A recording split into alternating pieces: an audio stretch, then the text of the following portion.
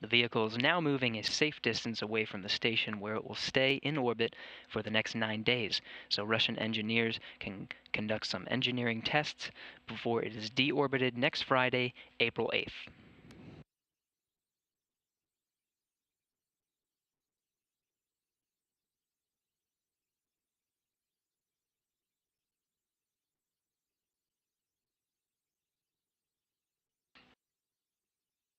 Earlier this morning, the Progress 61 cargo craft undocked on time today at 9:15 a.m. Central Time. This is a shot of the crosshairs from the undocking that happened at that time.